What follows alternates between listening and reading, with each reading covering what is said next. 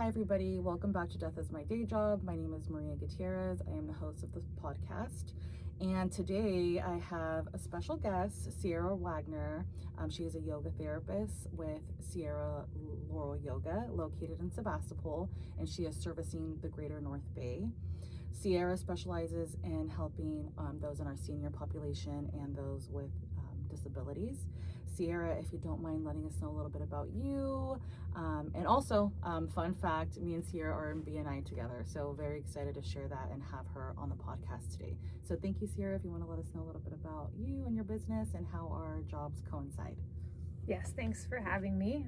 Great to be here and to share a little bit about how yoga supports the entire community that is around somebody's passing, including the person that is going through that transition, their families, their loved ones, the caregivers, and how you as a beautiful provider of the services for hospice and I work together to give support to all those communities. So I do that with mind, body, and spirit. Yoga is an ancient practice and teachings for how to live in harmony with the stages of life and death. And so I get to work with people through all their fears and anxieties using nervous system regulation, breath work, movement, mindfulness practices to support all of those involved, including all the caregivers listening. Thank you, and respect to all the families too going through it right now. God, yeah, I feel like that's the biggest component in our industry, and caring for those is forgetting to kind of care for ourselves as caregivers, right? Mm-hmm. So just remembering to thank our caregivers if you know somebody or you're a caregiver yourself, just remembering to take that extra step and taking care of yourself. And it sounds like yoga is something practical that we can use. So Sierra, so tell us a little bit about that part. We know that you work with those in the senior communities, but what does it look like for somebody that's burnt out? Mm-hmm. How can you help us? I'm like, help us, Sierra. Yes, I know, right? I've been to different facilities. I was actually just today at a post-acute rehab and seeing everything that the staff goes through as well as the client. And I have come and helped staff before. There's a lot of little things, just slowing down even when it feels like there's a million things on your plate, and taking a deep breath, turning off the car radio or silencing your phone for a few minutes, just to have a breather and take a break. And so there's those concentration and meditation type practices, and then there's letting the body release the tension, the gentle stretching, movement to relax, to take care of all those physical parts of you that are also working and dealing with the stress. And then of course the breath is such an important link to our nervous system, and that's something I can bring to caregivers as well as those in hospice who aren't doing much moving and aren't able to do a lot of necessarily focusing with the mind. Is there's still great ways to take care of yourself with just a few breaths, a few minutes, a few breaths can really make a difference in your day.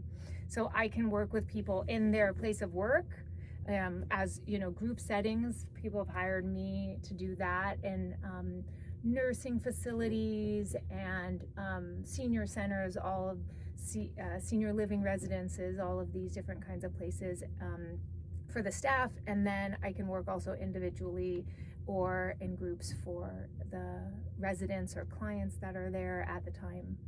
So I love being able to just come in and give people a little respite. Yeah, and I feel like it's so important, and we come across that a lot. I have patients that aren't really necessarily able to go downstairs and participate in group classes, but would really benefit from that one-on-one, especially the breath work, because it's like if everything else is kind of feeling right, when patients come to us, it's like we're no longer doing the physical therapy part, we're no longer doing occupational therapy, we're just really focusing on that comfort. Mm-hmm. And people forget to breathe. Even us, like in our professions, in our everyday life, in our private life, it's like you just gotta take a breath sometimes. Not too much, you don't want to hyperventilate, right? But I think just remembering to really take care of yourself is such like, oh man, it's on everybody's plate, but sometimes we just forget about it. And you'll be a better caregiver if you're taken care of. You have to really fill your cup first, put on your oxygen mask first. And not to, and when you're in a better headspace, then not only client, but the client's family, who really also is in so much fear and anxiety sometimes, all dealing with so much of themselves, that they feel that from you. You bring the light, and the calm into the space you're in, instead of the stress and the tension that they'll feel. Everybody, we feel each other, especially in those moments where it's so poignant at the end of life. We're all very sensitive to what's going on in the space, and just like really feeling like everyone can feel your energy, especially in like, it's a high stress, like kind of intense moment, especially when you have those clients or those patients that have families that are really overbearing, or they're like, obviously they want the best for their family member, but you can feel kind of like that energy, the high strung energy in the room. I think just bringing that part, the calmness when it comes from a stranger, like in our in our professions, I think people really appreciate that, because we get to be the bad guys, like, hey, I have my head on my shoulders, I'm going to tell you what to do, but families really need that, especially in those chaotic moments. But I feel like yoga is so important just to really channel that, right? It's like you said, it starts within, it starts with you taking care of yourself, and then you put that energy out. I actually in September in Santa Rosa, where we're filming, thank you to the Santa Rosa Library. Yes, shout out Sonoma County Library again. It's awesome. I'm so impressed. But anyway, I have a whole workshop, Yoga for Grief, because we all experience grief no matter what time of life we're in, and especially those caregivers and the families that are left behind are experiencing so much. It's a way to just process it through your body, because it lives there. It lives in your heart. You can feel it in your body. You can feel it when you're not breathing. And so that's something I offer to the community. If anybody wants more information, check me out. She mentioned Sierra Laurel. Yeah, please, Sierra. So that kind of brings me to my other question too. So who's appropriate for your services? Like, how do we get a hold of you? Again, the listeners in this podcast, it's usually going to be the people in our little small senior community.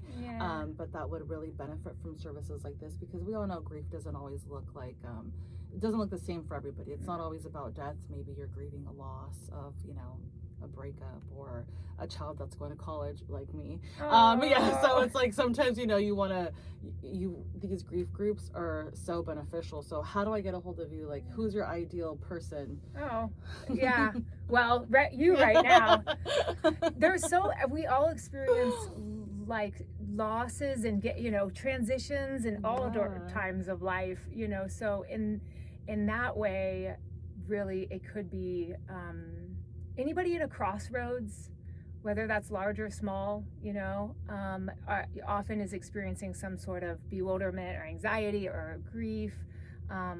But to speak to, your listeners here today, I really appreciate working with, of course, seniors and people who are open and willing, and also the people that take care of them. I really love being part of a unit and a team that takes care of each other.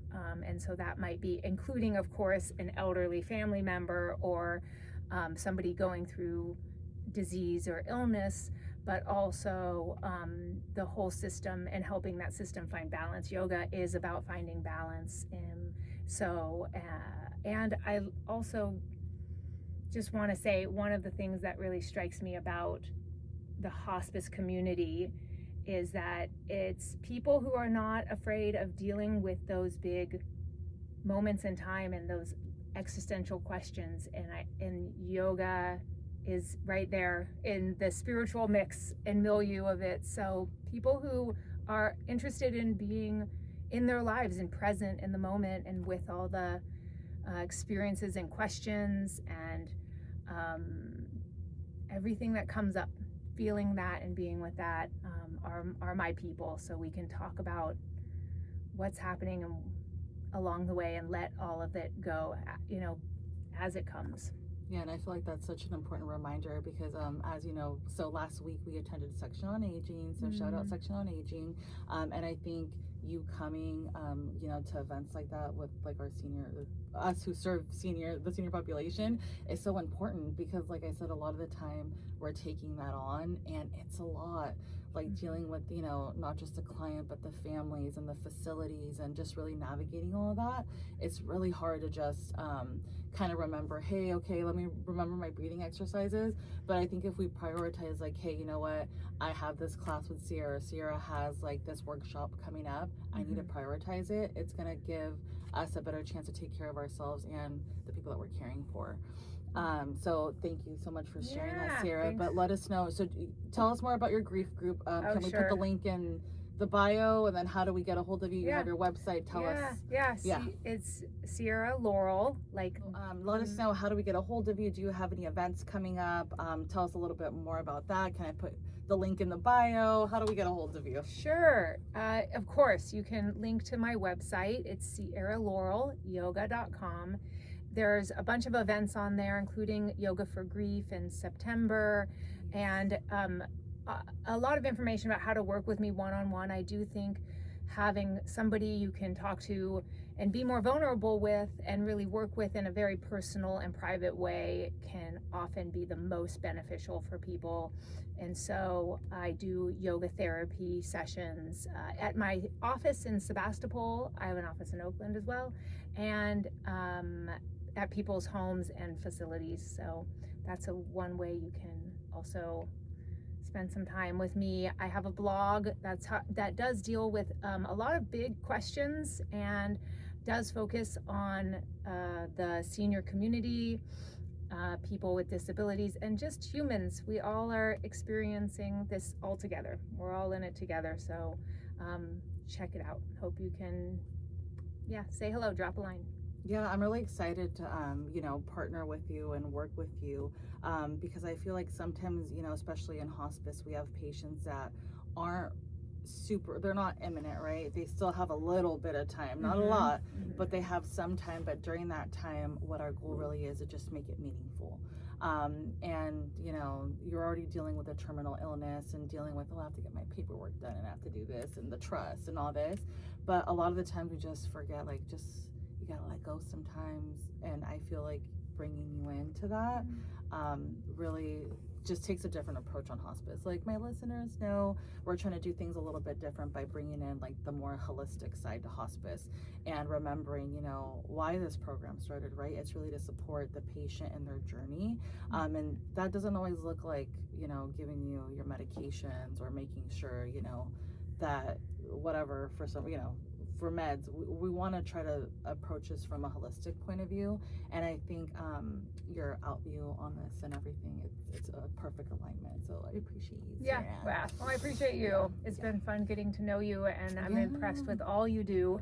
Oh God, too much. We'll see when the podcast goes up, guys. I'm just kidding. No, but it really takes a special community partner to even come on here and talk about what you do, because we're like, oh, yoga, what does it have to do with death? It has a lot to do. It has everything to do with transitioning and self-care. But again, it's like our lives are so fast-paced. I mean, especially living in the greater Bay Area. You guys know, like, Northern California, it's expensive, but it's like, it's worth being here. And I think, like, our community is so special just in the care that we provide to our vulnerable populations, like our seniors and our people here with disabilities. I think we're very lucky to be here. We have a group of great people that are working in this community. So Thank you, everybody who's working it with these people and with each other. Oh God, yeah. And then if you guys have questions, like I always mention at the end of my podcast, or like the YouTube videos, if you guys have suggestions, maybe you're like, hey Sierra, like, we're having an event. You guys know we're always at the chamber events, or we try to stay as close to the community as we can. So if you guys have events coming up, reach out. I'm gonna put our contact information in the bio wherever I post this, and then also reach out to me if you're like, hey, like, you had Sierra on there, we want to learn more about it. Maybe you want to get her services out to your caregivers, or even like our case manager friends in the hospitals, if you guys want to do something nice for your caregivers, case managers, doctors, whoever, just reach out. I think this is a great opportunity, especially that the weather is getting a little bit nicer. Hopefully, we can collaborate. So reach out. And again, thank you, Sierra, for being on the podcast. All right. And I look forward to working with you. Yep. All right. Bye. Peace.